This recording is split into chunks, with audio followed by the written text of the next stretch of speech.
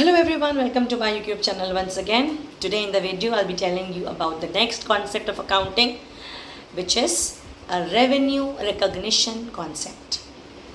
Revenue मैंने आपको बताया था अपने जब हम लोग टर्म्स ऑफ अकाउंटिंग पढ़ रहे थे तो वहाँ मैंने रेवेन्यू का जिक्र किया था. रेवेन्यू का मतलब क्या होता है? वो इनकम जो हम अर्न करते हैं, एक फर्म अर्न करता है, उसमें रेवेन्यू कहते हैं फॉर अ लेमन. ना मान लीजिए आपने आज की डेट में सेल किया है 1,00,000 रुपए का. हो सकता है कि आपका कैश सेल हो तो आपको तुरंत पैसे मुझे मिल जाए, वो रेवेन्यू हो गया. या हो सकता है कि उस पैसे को मैंने जो सामान सेल ऑफ किया है उसको मैंने उधार में यानी क्रेडिट में सेल किया है, तो उसका पैसा मुझे कुछ महीने बाद मिले, बट 1 साल के अंदर मिल जाएगा. तो अगर मैंने सेल किया है कैश में या मैंने सेल के क्रेडिट में सेल किया है, the point at which the ownership has been change from me to my customer, that point is the point where a revenue is deemed to have been recognized. मुझे पैसे मिल गए, well and fine. अगर मुझे पैसे नहीं भी मिले हैं तो जिस पॉइंट पे सेल हुआ है उसी पॉइंट पे रेवेन्यू को रिकॉग्नाइज किया जाता है.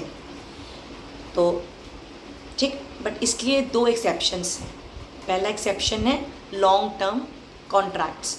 मान लीजिए आपका फर्म एक ब्रिज बनाने का कॉन्ट्रैक्ट उसको मिला है, तो ब्रिज तो साल भर में नहीं बन सकता है. It will take time, maybe 2 years और 3 years. तो इसकी एक एक्सेप्शन में आता है. उस समय रेवेन्यू को रिकग्नाइज नहीं किया जा सकता है. सेकेंड है हायर परचेज सिस्टम. जैसे हम सामान खरीदते हैं EMI पे, तो आपको ओनरशिप कब मिलेगी? जब आप लास्ट इंस्टॉलमेंट पे करेंगे. तो ये भी एक लॉन्ग टर्म कॉन्ट्रैक्ट होता है जहाँ पर कस्टमर जो है इंस्टॉलमेंट मतलब महीने के महीने दर पेमेंट करता है और एक सामान को ख़रीद लेता है.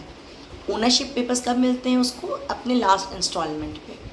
तो दीज आर द 2 एक्सेप्शंस जहाँ पर रेवेन्यू रिकॉग्नाइज नहीं होता है, लास्ट माना जाता है.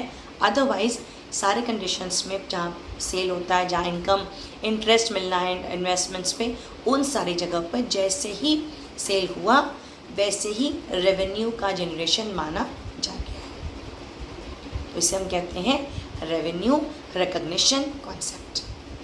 I hope this point is clear to everyone, and in the next video I'll take up another concept. Till then, stay safe and keep studying and learning.